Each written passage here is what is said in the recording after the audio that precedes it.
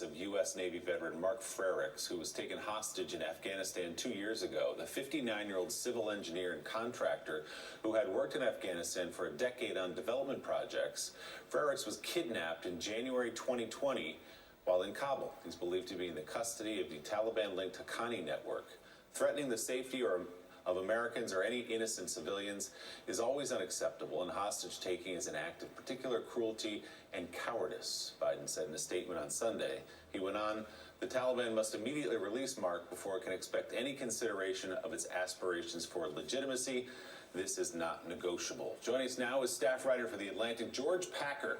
His new piece for the magazine is titled Betrayal, in which George writes that America's chaotic withdrawal from Afghanistan added moral injury to military failure. George, good morning. It's good to see you. Good morning. As I said, you wrote a short book here, an excellent short book of 20,000 words, but such an important document for history. I want to talk about how we got here, but let's just talk about the current state of affairs. You and I were just discussing veterans that I know, journalists that we both know, are having to privately rally contacts, planes, money to get people out, Afghan translators, people who served alongside them for 20 years in that country.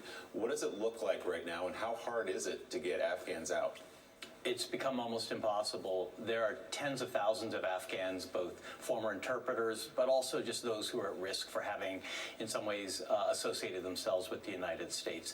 And right now, the numbers who are actually qualifying for refugee status or for humanitarian parole, which allows them to come in here on a temporary basis, or can simply get on an airplane with their special immigrant visa in hand, is in the single-digit percentages, because the Departments of State and Homeland Security have taken a very slow, sluggish, resistant stance toward applicants. The bureaucracy basically has come back full force, and we're back where we were before August, where they're in long lines and it's very difficult for them to get out. There are a lot of practical reasons as well, but basically the Biden administration has not taken an urgent approach toward those who are still stuck in Afghanistan under threat, and it's left it to private citizens, as you say, to veterans and civilians and some active duty military to spend their own money and their own time. Some of them are still doing this night and day in order to get people out, and they're having very little help from the U.S. government. The question is why? I mean, this is a moral question. This is a question of honor for the people I know. These people fought alongside us. They helped us in that country. We owe it to them to get them out. And by the way, we explicitly told them we would take care of them whenever this war ended. Why is the State Department, why is the Biden administration making it so difficult? Well, let's go back to where the Biden administration began. They inherited two disasters from the Trump administration. One was the special immigrant visa program had ground to a halt. The Trump administration did not want Afghan Muslims coming into this country, so they pretty much closed the program down. So the Biden administration had to begin from zero in order to begin getting visas to people. They also inherited a deal with the Taliban, which basically left them very little room. When Biden announced that we were ending the war, there were something like 18,000 Afghans in line for special immigrant visas, plus tens of thousands of family members and others. And between April and August, the Biden administration could have accelerated evacuations, could have appointed an evacuation czar, could have begun collecting names and contact information in case of an emergency if we needed to reach these people, could have begun negotiating with the Taliban for how we're going to get our people out when we leave. It did none of these things. It delayed and delayed. It tried to fix a broken bureaucratic program. So when August came and Kabul fell faster than anyone expected, they were completely unready to evacuate tens of thousands of Afghans who had risked their lives on behalf of their country and the United States. Into that void came all these private citizens who spent money and time, night and day, some of them hardly sleeping in August, using essentially WhatsApp and Signal to get people into the airport and out of the country. But for every one who they got out, there were 5 or 6 or 7 who they couldn't get out, and those people are still there. Joe?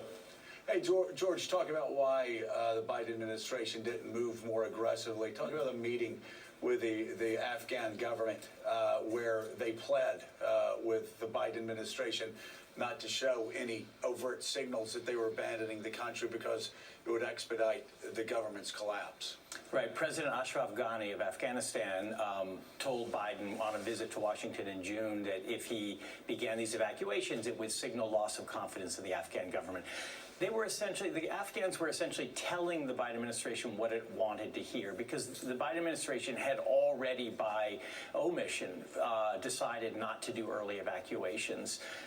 Yes, their argument is that it would have caused the collapse of the Afghan government. But basically, the Afghan government had already lost the confidence of its own people and of the U.S. government. And so to wait and delay and to not prepare for the emergency that came in August showed not just that they wanted to show confidence in the Afghan government, but they had made a decision not to commit the U.S. government to bringing tens of thousands of Afghans into this country before the final fall of the Afghan government. And I think that was a political decision. That was a decision that President Biden and his advisors made.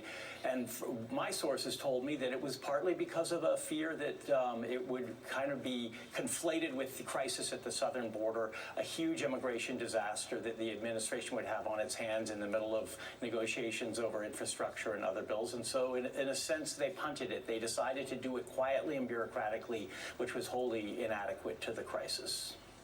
Yeah, George, you say that all four presidents over this century have betrayed the Afghan people, have abandoned the Afghanistan people.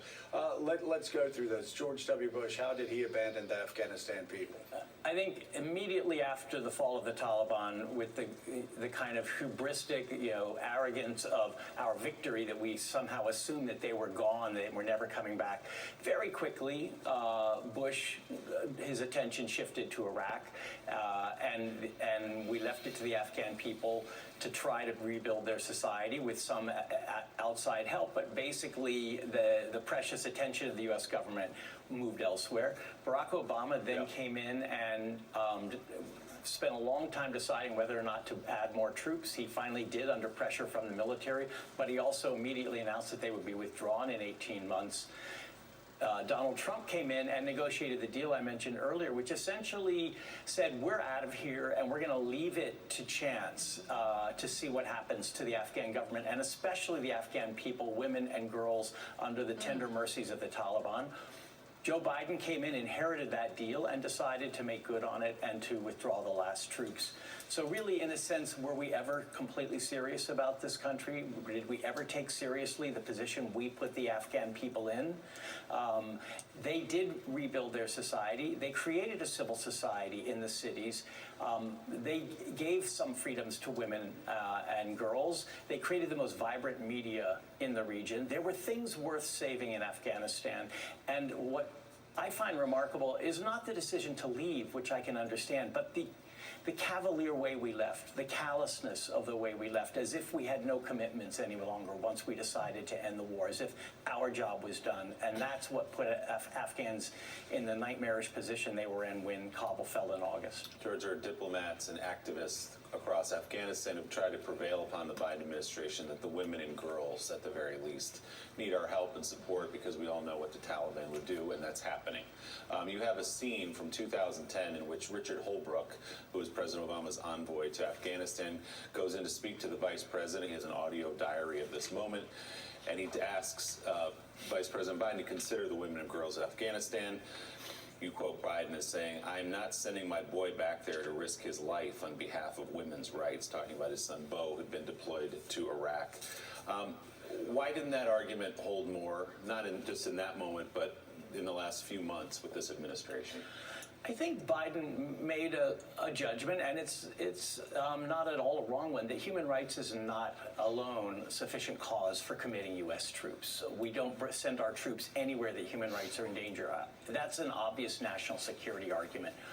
What I don't understand is this blind spot the president had. It's as if once he lost confidence in the Afghans and in our project, in our war there, it's as if he wrote it off. He no longer thought we had any lingering commitments. He was ready to move on. And he did the same in Vietnam, interestingly, in 1975, when he was a senator from Delaware. And Gerald Ford asked Democrats on the Foreign Relations Committee for money to evacuate Vietnamese just ahead of the North Vietnamese triumph in Saigon. And Biden said, not $1. We don't owe them anything. We'll evacuate Americans, but not South Vietnamese. And in a sense, there seems to be some early foreshadowing of what happened in Afghanistan, and I don't know. There's a blind spot there, a sense of not having a debt once the troops are out, and the Afghans have paid the price for that. The piece is titled The Betrayal. It is a must-read. It's got a lot of people talking. It's in The Atlantic.